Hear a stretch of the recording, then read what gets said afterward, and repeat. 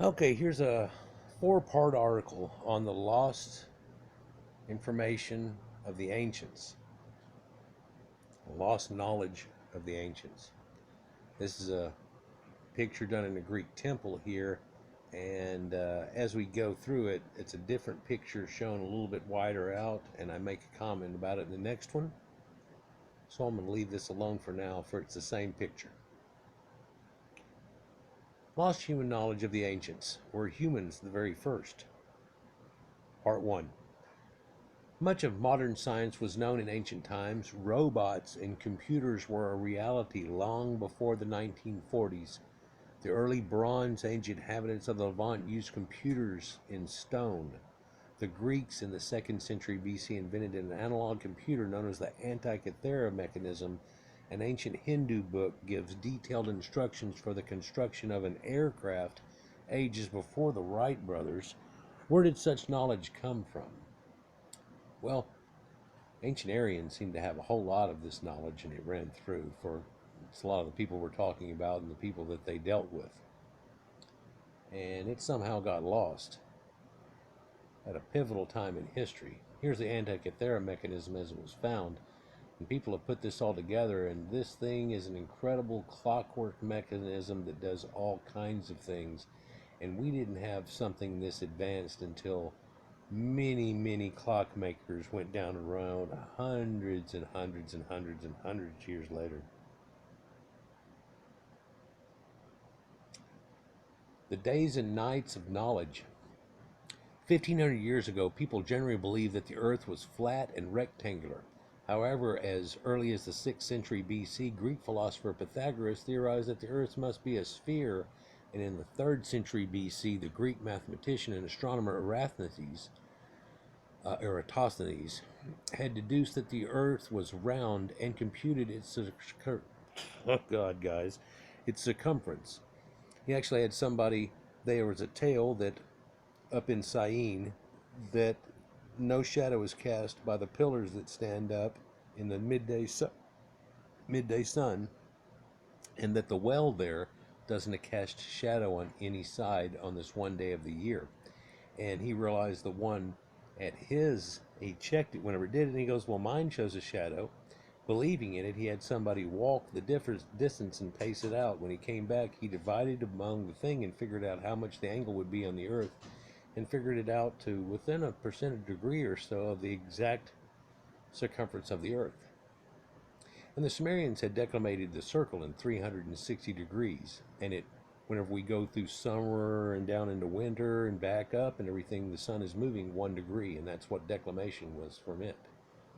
And so their math based on 6 and 60 and tens, of course, was something that's kind of with the planet's gist. We think of ourselves as having 5 fingers and everything's based on tens, but our computers run on hexadecimal, very much like the ancient Sumerians. They also had a form of trigonometry based on that 6. And it seems to be a little easier of a formula than we currently use, and quite accurate. Quite accurate. I've got a video about it. It's probably 3 years old now. Oddly enough, people further back in time had greater scientific knowledge than the European nations of the Byzantine and medieval times. And that happened because of that in the Dark Ages and so on, but we'll get into that. Until the second part of the 19th century, scholars in Europe thought that the earth was just a few thousand years old. Well, they were believing in the Bible, and see, that caused this stagnation here and everything, but and everybody else's beliefs and thoughts and anything they had written down in libraries and stuff all got burned because it's all bad men, right? Until the second part of the 19th century, scholars in Europe thought that the earth was just a few thousand years old. Yet ancient Brahmin books estimated the day of Brahma, the lifespan of our universe, to be 4.320 million years.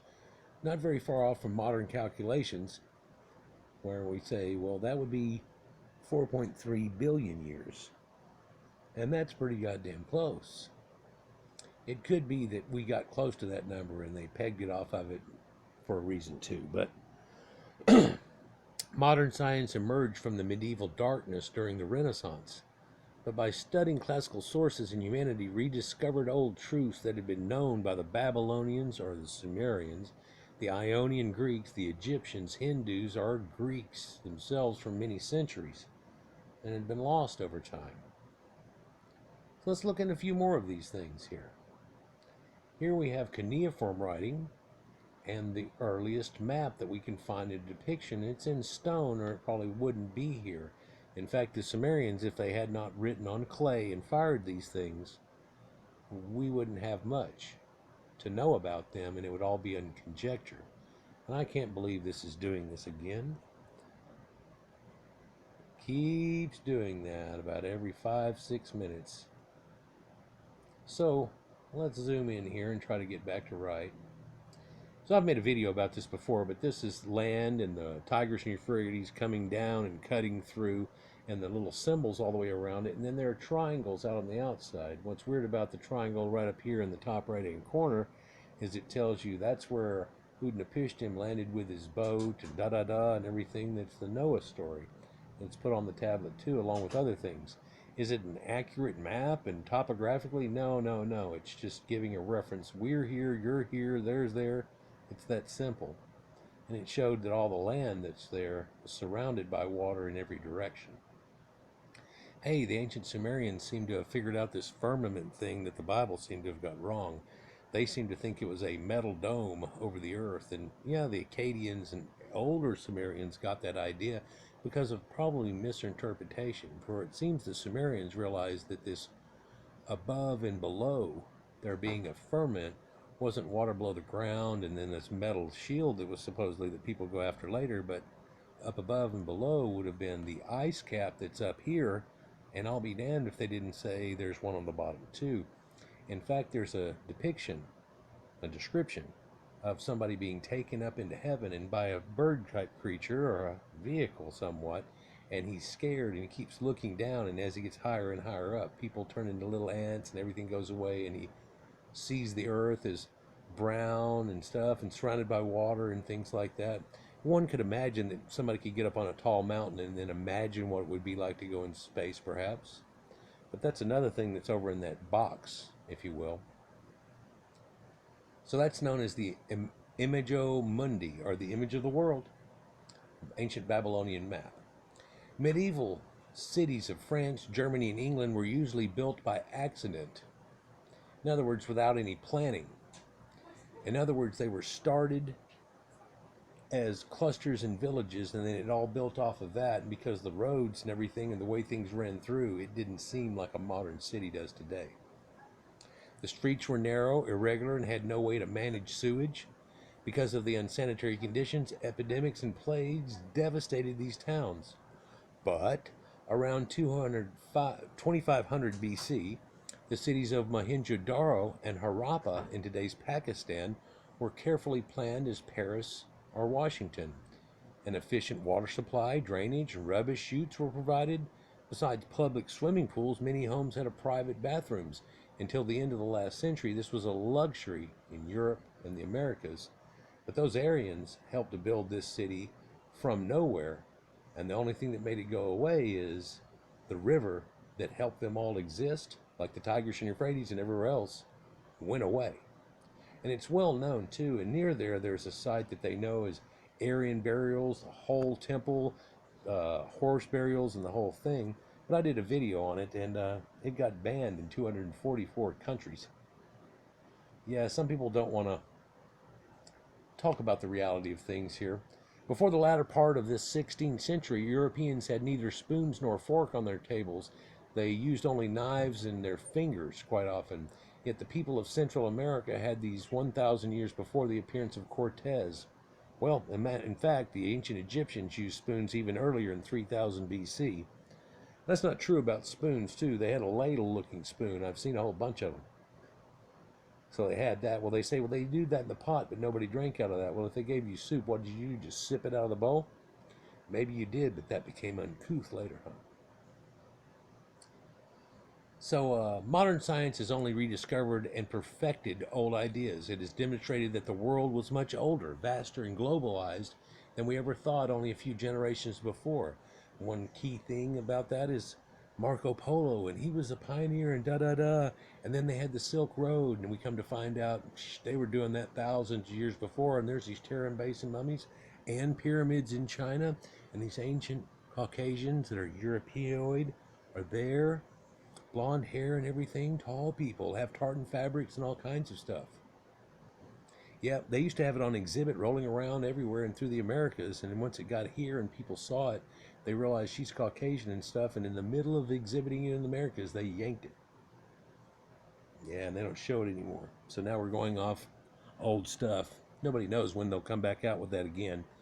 For it shows you kind of the starting of their civilization. Lost documents of mankind gets pretty important and out of hand. One of the greatest handicaps archaeologists and historians are confronted with is a lack of evidence. If it were not for burning libraries in antiquity, man's history would not have had so many missing pages. The famous collection of Psathyrus in 6th century BC in Athens was ravaged. The papyri of library of the Temple of Ptah in Memphis were totally destroyed. The same fate befell the library of Pergamon in Asia Minor, containing 200,000 volumes. And then there's a museum of Pergamon that's in Germany now, and it's named after this. The city of Carthage, razed to the ground by the Romans in the 17-day fire in 446 BC, was said to possess a library with 500,000 volumes. But the worst blow to mankind's history was the burning of the Library of Alexandria in the Egyptian campaign of Julius Caesar, during which 700,000 priceless scrolls were irretrievably lost. The Bakerian contained 400,000 books, and the Serapeum 300,000. There was a complete catalog of authors in 120 volumes, complete with a brief biography of each author. And all of it's gone. Scattered remnants. Here's a picture of somebody on a scroll with a fire in their hand. You take a look at them, and they tell you this is the 5th century scroll illustrating the destruction of the Serapeum by Theophilus. And Theophilus, if you look at it the way it's made, Philos is the love, and Theo is God's. And of course, due to the paganists, things happened. Alexandrian Library was also a universal and research institute. The university had faculties of medicine, mathematics, astronomy, literature, as well as other subjects. A chemical laboratory. In fact, Egypt's name was really Kemet. Egyptus is a Greek thing. Everything's named by them. They're like the Adam of the Bible, right, with naming everything. But Kemet was the name of ancient Egypt, and chemistry kind of comes from that. An astronomical observatory, astronomical theater for operations and dissections, and a botanical and zoological garden were some of the facilities of the educational institution, where 14,000 pupils studied, laying the foundation of modern science. And once that got destroyed, Egypt didn't last much longer, did it? But it had already gone downhill way before then. So here's a looking at the burning of the Library of Alexandria. And what you can see here is the lighthouse on Pharos Island, and that's where the pharaoh comes from. So the fate of libraries was no better in Asia, as Emperor Qin Shi Huangdi issued an edict whereby innumerable books were burned in China in 213 BC. Leo Isurus was another arch enemy of culture, as 300,000 books went into the incendiary of Constantinople in the 8th century. The number of manuscripts annihilated by the Inquisition at Autos de Fe in the Middle Ages can hardly be estimated. Because of these tragedies, we have to depend on disconnected fragments, casual passages, and meager accounts.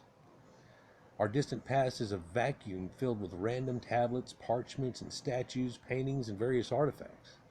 The history of science would appear totally different were the collection of books from Alexandria or another place or two be intact to this day.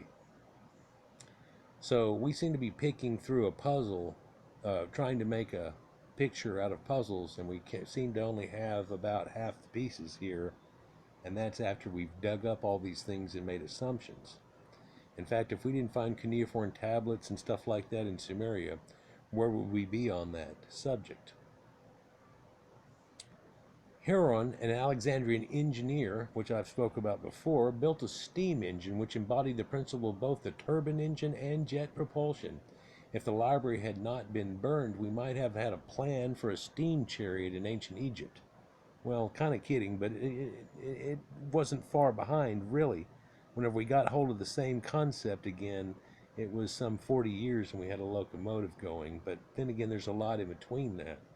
But these people built robots even too that worked off of springs and mechanisms where it could come and give you a drink and all kinds of things. They had other ones that were used in the form of religion where whenever you did the thing, the doors automatically opened up for you, or you put a coin in this coin operated device, the very first one known, and it spit out a certain amount of holy water for you. Yep, some of them were tricks to help you get into the spirit, I guess you'd say. So, at least we know Heron invented an odometer too, registering the distance traveled by a vehicle on how a wheel rolls around and around, and that wheel was a certain step length, and just by rolling it on down and not even paying attention, he now had a full counted out part. You could just hook it up to the back of something and ride there, and then it would tell you how far it was. An odometer. Such achievements were not surpassed, only copied later. The source of modern science lies hidden far back in time. Here's that mechanism in the man here, and where he heats up water into a steam port, and then this being a sealed device, had hoses coming up into here, a perfectly made ball which is suspended, trapped inside of here with its pistons, and on the edges of it, it has bent, like a swastika, if you will, out arms, and as the pressure builded, it started to spin, and now we've got a steam engine. It's a simplistic one, but how much farther would we have to gone? Well, you can look at somebody that looks a lot like this on the left that ends up making the steam engine, and he's working off the same type thing, but quite a few hundred years later. So now we're going to go on to part 2. And so you look in your top left-hand corner, and we'll go there, and we'll see you there. Peace.